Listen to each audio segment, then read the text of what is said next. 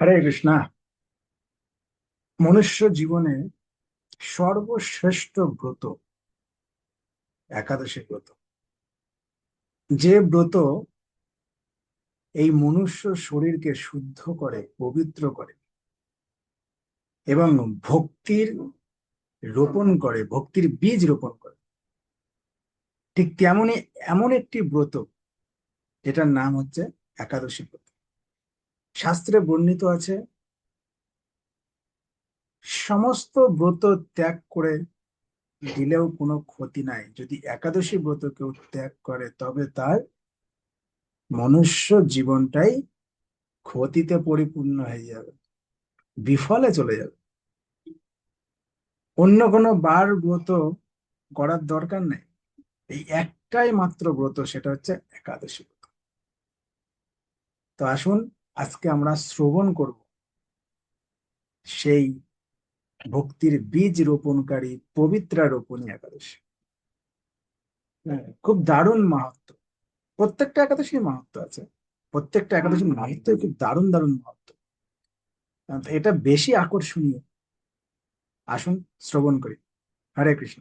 শুভ পবিত্রা রোপণী একাদশী ব্রতের মাহাত্ম্য কথা।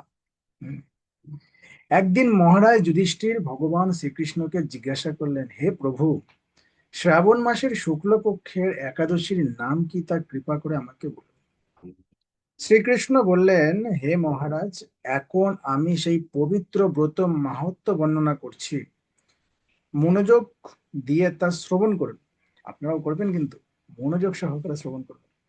যা শোনা মাত্রই বাজপেয় যজ্ঞের ফল লাভ হয়। হ্যাঁ, যে যজ্ঞ আমরা কখনো করতেই পারবো না, সেই বাজপেয় যজ্ঞের ফল লাভ হয়।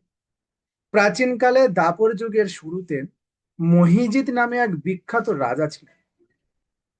তিনি মহিষ্মতি নগরে রাজত্ব করতেন, কিন্তু দুঃখের বিষয় এই যে তার মনে বিন্দু মাত্র সুখ শান্তি ছিল না, কেননা তিনি ছিলেন অপুত্রক। পুত্রহীনের ইহলোকে পরলোক কোথাও সুখ হয় না। এইরূপ চিন্তা করতে করতে বহু দিন কেটে গেল, কিন্তু তবুও পুত্রমুখ দর্শনে রাজা বঞ্চিতই রইলেন। নিজেকে অত্যন্ত দুর্ভাগা মনে করে রাজা চিন্তাগ্রস্ত হলেন। প্রজাদের সামনে গিয়ে বলতে লাগলেন, হে প্রজাবৃন্দ, তোমরা শোনো, আমি এই জন্মে তো কোনো পাপ কাজ করিনি, অন্যায়ভাবে আমার রাজ্য কোষ বৃদ্ধি করিনি, ব্রাহ্মণ বা দেবতাদের সম্পদ কখনো হরণ করিনি, গ্রহণও করি, প্রজাদেরকে পুত্রের মতো পালন করেছি, ধর্ম অনুযায়ী পৃথিবী শাসন করেছি, দুষ্টদের যথানুরূপ দণ্ড দিয়েছি, সজ্জন ব্যক্তিদের যথাযোগ্য সম্মান করতেও কখনো অবহেলা করিনি। তাই হে ব্রাহ্মণগণ, এই প্রকার ধর্মপদ অবলম্বন করা সত্ত্বেও কেন আমার পুত্র লাভ হলো না, তা আপনারা কৃপা করে অনুসন্ধান করুন। রাজার এই প্রকার কাতর উক্তি শ্রবণে ব্যতীত রাজভক্ত পুরোহিত ব্রাহ্মণগণ রাজার মঙ্গলের জন্য গভীর বনে ত্রিকালজ্ঞ মুনি ঋষির কাছে যেতে মনস্থ করলেন। বনের মধ্যে ঋষিদের আশ্রম সকল দেখতে দেখতে তারা এক মুনির সন্ধান পেলেন। তিনি দীর্ঘায়ু, নীরোগ, নিরাহারে ঘোর তপস্যায় মগ্ন ছিলেন। সর্বশাস্ত্র বিশারদ, ধর্মতত্ত্বজ্ঞ ও ত্রিকালজ্ঞ সেই মহামুনি লোমশ নামে পরিচিত। লোমশ মুনি। ব্রহ্মার এক কল্প অতিবাহিত হলে মুনিবরের গায়ের একটি লোম পরিত্যক্ত হতো। ব্রহ্মার এক কল্প অতিবাহিত হলে সেই মুনিবরের গায়ের একটি লোম পরিত্যক্ত। এই কারণে এই মহামুনির নাম হচ্ছে লোমশ মুনি। তাকে দেখে সকলেই ধন্য হলেন। তারা পরস্পর বলতে লাগলেন যে আমাদের বহু জন্মের সৌভাগ্যের ফলে আজ আমরা এই মুনিবরের সাক্ষাৎ লাভ করলাম। বহু ভাগ্যের ফলে বৈষ্ণব দর্শন মেলে। তারপর ঋষিবর তাদের সম্বোধন করে বললেন, কি কারণে আপনারা এখানে এসেছেন এবং কেনই বা আমার এত প্রশংসা করছেন তা স্পষ্ট করে বলুন। ভক্তদের সাথে যখনই কথা বলতে স্পষ্ট ভাবে কথা বলতে, আপনাদের যাতে মঙ্গল হয় আমি নিশ্চয়ই তার চেষ্টা করব। ব্রাহ্মণেরা বললেন, হে ঋষিবর, আমরা যে উদ্দেশ্যে এখানে এসেছি আপনি তা কৃপা করে শুনুন। এ পৃথিবীতে আপনার মতো শ্রেষ্ঠ ভক্তি আর কোথাও নেই। মহিজিৎ নামে এক রাজা নিঃসন্তান হওয়ায় অতি দুঃখে দিন যাপন করছে। আমরা তার প্রজা, তিনি আমাদেরকে পুত্রের মতো পালন করেন, কিন্তু তিনি পুত্রহীন বলে আমরাও সবাই মর্মাহত। তার দুঃখ দূর করতে আমরা এই বনে প্রবেশ করেছি। হে ব্রাহ্মণ শ্রেষ্ঠ, রাজা যাতে পুত্রের মুখ দর্শন করতে পারেন, কৃপা করে তার কোনো উপায় আমাদের বলুন।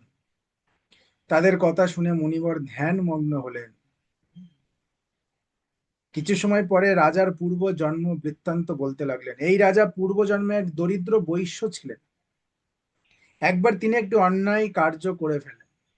দেখেন, এই জন্মে কোনো অন্যায় কার্য করিনি, কিন্তু পূর্ব জন্মে মানে আগের জন্মে একটা অন্যায় কাজ করেছেন। কি অন্যায়?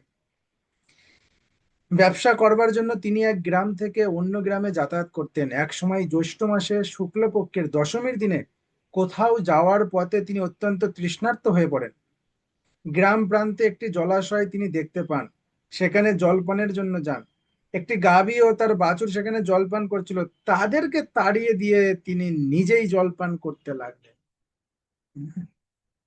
কিচ্ছু করেনি, নিজের তৃষ্ণা পেয়েছে, নিজের পিপাসা পেয়েছে, তাই সেই গাভী মাতা তার বাছুরকে একটু তাড়িয়ে দিয়েছে। তাই পাপ। এই পাপ কর্মের ফলে তিনি পুত্র সুখে বঞ্চিত হয়েছে। যেহেতু তার সন্তান, গাভী মাতার সন্তান, সে জলপান করছিল, তাকে সরিয়ে দিয়েছে, বঞ্চিত করে দিয়েছে জলপান থেকে, তাই নিজে পুত্র সুখে বঞ্চিত হয়েছে। কিন্তু পূর্বজন্মের কোনো পুণ্যের ফলে তিনি এইরকম নিষ্কণ্টক রাজ্য লাভ করেছেন। পুণ্যও আছে। হে মুনিবর, শাস্ত্রে আছে যে পুণ্য দ্বারা পাপ ক্ষয় হয়, তাই আপনি এখন একটি পুণ্য ব্রতের উপদেশ করুন, যাতে তার সেই প্রারব্ধ মানে পূর্বজন্মের সেই পাপ দূর হয় এবং আপনার অনুগ্রহে তিনি পুত্র সন্তান লাভ করতে পারেন। লোমশ মুনি বললেন, শ্রাবণ মাসের শুক্ল পক্ষের পবিত্র রোপণী, মানে পাপ দূর করে পবিত্রর বীজ রোপণ, এই একাদশী ব্রত অভিষ্ট ফল প্রদান করে। আপনারা যথাবিধি তা সকলে পালন করুন।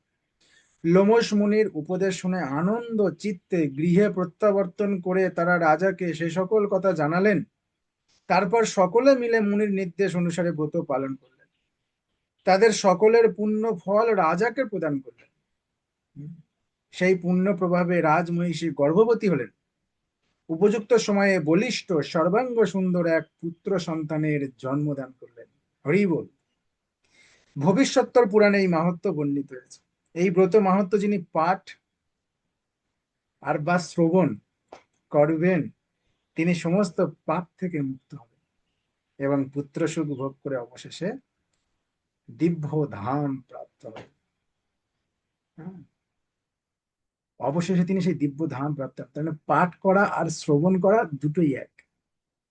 এমনিতে এটা শ্রবণ করা মাত্রই বাজপেয় যজ্ঞের ফল লাভ হয়, যদি কেউ মনোযোগ সহকারে শ্রবণ করে। তারপরে অবশেষে তিনি দিব্য ধাম প্রাপ্ত হবেন এবং কি প্রারব্ধ যদি কোনো কর্মের পাপের ফল থাকে, তবে সেটাও মুক্ত হয়ে যাবেন, যদি এরকম ভাবে আপনারা প্রত্যেকটা একাদশী পালন করতে থাকেন। প্রত্যেকটা একাদশী এমন সুন্দর সুন্দর মাহাত্ম্য আছে যে একাদশী করলে কি হবে। হুম। তাই অবশ্যই আপনারা কৃপা করে একাদশী ব্রত কখনো ছাড়বেন না। যারা করছেন না তারা অবশ্যই একাদশী ব্রত পালন করুন। আর কোনো বার ব্রত করার দরকার নেই, কেবলমাত্র একাদশী ব্রত পালন করুন, এতেই জীবের মুক্তি। হরে কৃষ্ণ কৃষ্ণ কৃষ্ণ হরে হরে, হরে রাম রাম রাম হরে হরে। এই একাদশী ব্রত মাহাত্ম্য নিজে তো শ্রবণ করুন, আর এটাকে এমন ভাবে সবার কাছে শেয়ার করে দেন যাতে সবাই এটাকে শ্রবণ করে তারাও একাদশী করার জন্য উৎসুক হয়। ওকে। হরে কৃষ্ণ।